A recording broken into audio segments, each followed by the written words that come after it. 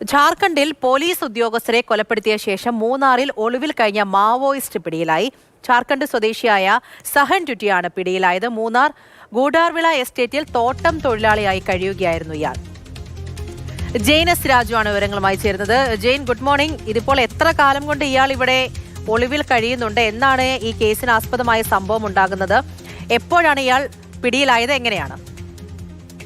പൂജ 2021 March മാസത്തിലാണ് ഈ പോലീസുകാർക്കെതിരെ ആക്രമണം നടത്തുന്നത്.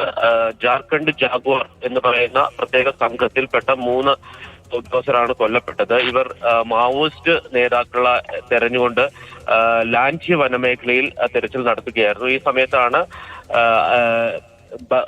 ബോംബ് സ്ഫോടനം ഉണ്ടാകുന്നത്. ബോംബ് സ്ഫോടനത്തിലാണ് 3 പോലീസ് ഉദ്യോഗസ്ഥർ കൊല്ലപ്പെട്ടത്. 19 പേരാണ് ഈ കേസിൽ പ്രതികളായിട്ടുള്ളത്.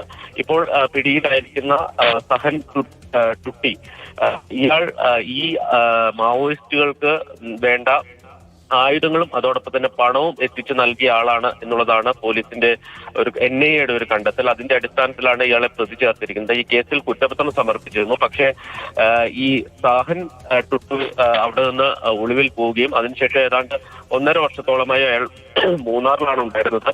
മൂന്നാറിൽ ഗൂഡാർവിള എസ്റ്റേറ്റിൽ ഭാര്യയോടൊപ്പം തോട്ടം തൊഴിലാളിയായി കഴിഞ്ഞു കൊടുക്കുകയായിരുന്നു.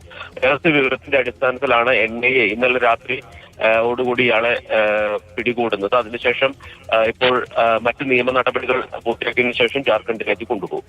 ശരി, ജെയിൻ എസ് രാജു ആണ് വിവരങ്ങൾ നൽകിയത്.